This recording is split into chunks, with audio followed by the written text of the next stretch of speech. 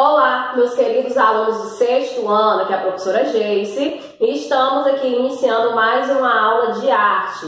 Eu espero que todos vocês estejam conseguindo acompanhar aí os nossos estudos, tá bom? Dando continuidade ao conteúdo do capítulo 2 do nosso livro, nós já discutimos em aula que a arte é uma manifestação que vem acompanhando a humanidade já há bastante tempo. A prova disso são os registros que muitos pesquisadores, historiadores, arqueólogos conseguiram encontrar, alegando que praticamente as expressões artísticas já existem por volta de 40 mil anos de uma era chamada Era Paleolítica, o período Paleolítico, tá certo? Como que eles conseguiram afirmar isso? Eles encontraram registros em paredes de rochas, em cavernas, tá certo? E essa arte encontrada nessas paredes rochosas é o que nós chamamos de arte rupestre, que é o conteúdo da nossa aula de hoje.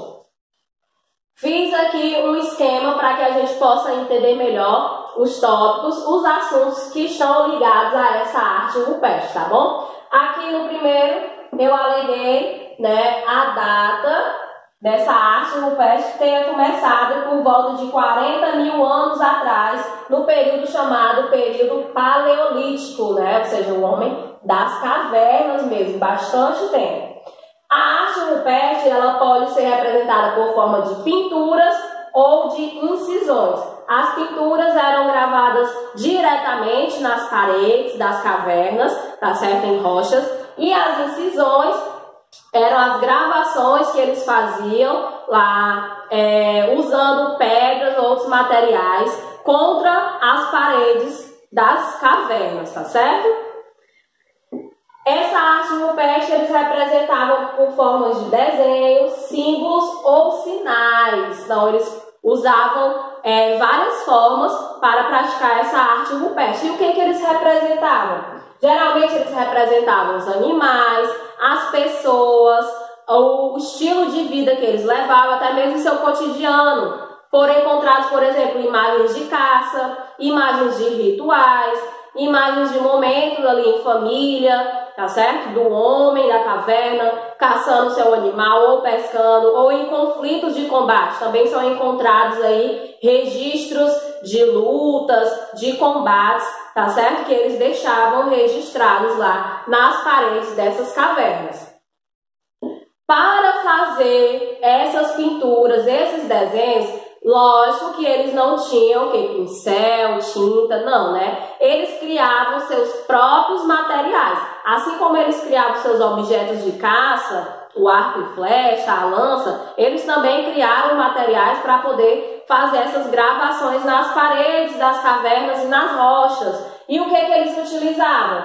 Sangue de animais, pedras, pedaços de madeira, ossos de animais, tá certo? Até mesmo a saliva desses animais. Então, eles misturavam ali até mesmo com folhas de árvore, outros elementos da natureza, a areia, conseguiam fazer a mistura que ficava ali gravada e permaneceram durante tanto tempo nas paredes dessas cavernas. Porque muitas dessas pinturas são possíveis de ser observadas ainda hoje.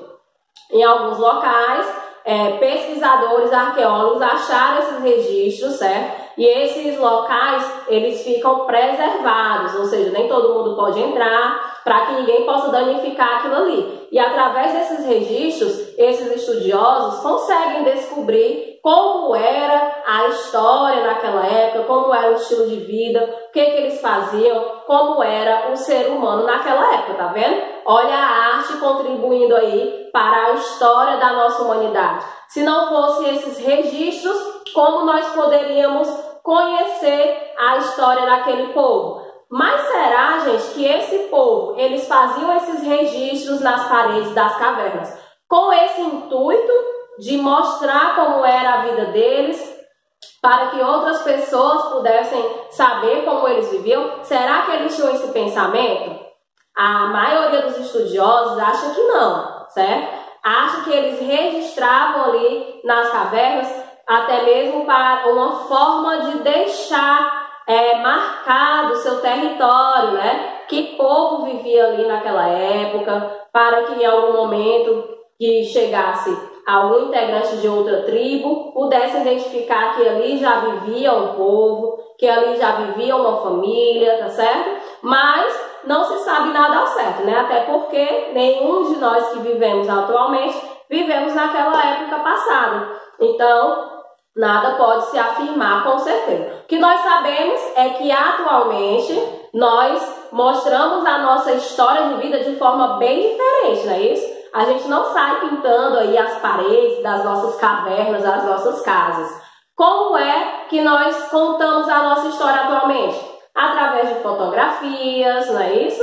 Através de filmes, utilizando aí aparelhos tecnológicos que não existiam naquela época, claro, e obviamente, não é isso? Mas esses registros que nós fazemos também vão servir para isso, para contar a nossa história, para deixar registrado, para deixar documentado, para que daqui a alguns milhões de anos, os povos que vierem depois de nós também possam de alguma forma conhecer como eram os nossos costumes, como nós vivíamos, como era a nossa sociedade, tá certo, gente? Então, mais uma vez mostrando que a arte anda aí de mão dada com a história, né? Isso que a arte serve como documento para contar a história. Não serve somente como forma decorativa, como forma profissional, como um trabalho.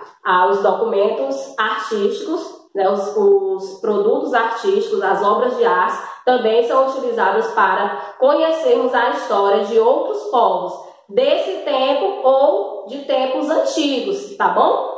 Então é isso, esse foi o conteúdo da nossa aula. No dia do nosso encontro online ao vivo, nós discutiremos um pouco mais sobre esse assunto, sobre arte rupestre e outras manifestações da arte, tá bom? Nós estamos já aí finalizando o capítulo 2 do nosso livro e vamos dar continuidade com os nossos estudos. Eu sei que está sendo um momento difícil, mas todo mundo precisa se adaptar, criar uma rotina de estudo, porque a nossa educação não pode parar. Sempre lembrando disso, que a escola não parou, tá bom? E a gente precisa dar continuidade à nossa vida. E caso vocês tenham ficado aí com alguma dúvida, queiram fazer alguma pergunta ou dar sugestões, tá certo? No dia do nosso encontro, a gente conversa mais, tira dúvidas e resolve as questões do livro, tá certo, galerinha?